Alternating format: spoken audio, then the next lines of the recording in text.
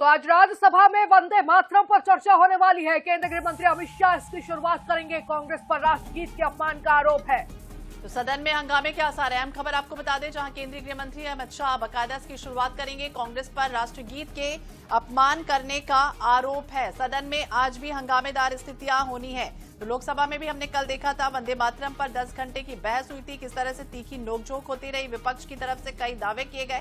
लेकिन आज का दिन बेहद खास रहने वाला है राज्यसभा में, जब सदन में हंगामे के आसार हैं। कांग्रेस पर राष्ट्रगीत के अपमान का एक तरफ आरोप भी है। तो बिल्कुल शीतकालीन सत्र के 7वें दिन यानी कि आज राज्यसभा में राष्ट्रगीत वंदे मातरम के 150 साल पूरे होने पर खास चर्चा होगी। इसकी शुरुआत केंद्रीय गृह मंत्री अमित शाह करेंगे। इसके साथ ही स्वास्थ्य मंत्री और सदन के नेता जेपी नड्डा भी अपना पक्ष रखते हुए नजर आएंगे। इससे पहले सोमवार कल की अगर बात करें तो लोकसभा में वंदे मातरम के 150 साल पूरे होने पर चर्चा की गई। इसकी शुरुआत प्रधानमंत्री मोदी ने की। इस दौरान उन्होंने कहा कि मुस्लिम लीग के डर से कांग्रेस ने वंदे मातरम का अपमान किया।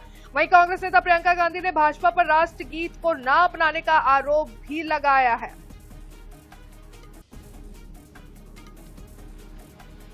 स्पर्श शर्मा लगातार हमारे सहयोगी हमारे साथ जुड़े हैं। स्पर्श, देखिए कल भी हमने देखा कि किस तरह से राजनीति होती रही, जब प्रधानमंत्री ने बाकायदा जवाहरलाल नेहरू का जिक्र किया। हालांकि कांग्रेस सांसद प्रियंका गांधी ने मोदी पर ही निशाना साधा और ये भी कह दिया कि जितने दिन से वो प्रधानमंत्री, नेहरू तो उतने दिन जेल में रहकर आए। आज भी वंदे मातरम को लेकर आखिरकार ये भी प्रियंका गांधी कह रहे हैं कि आने वाले समय में बंगाल चुनाव हो रहा है, इसके लिए स्ट्रैटेजी तैयार हो रही। स्पर्श, आप सुन पा रहे हैं?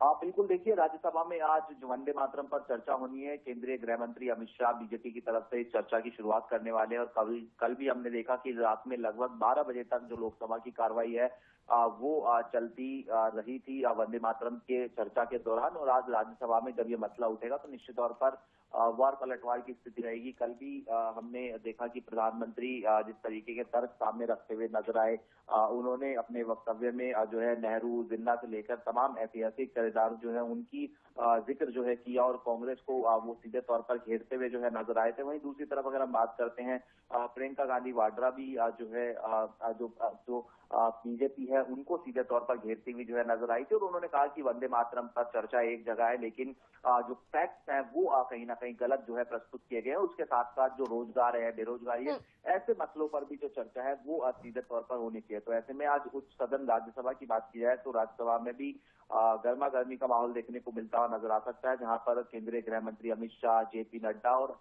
सामने की अगर बात की जाए तो मल्लिकार्जुन खड़गे समेत तमाम नेता है वो जो है सत्ता पक्ष को घेरने की कोशिश करेंगे। तो बिल्कुल राज्यसभा में भी आज गहमा गहमी का माहौल देखने को मिल सकता है। बने रहेगा स्पर्श आप हमारे साथ।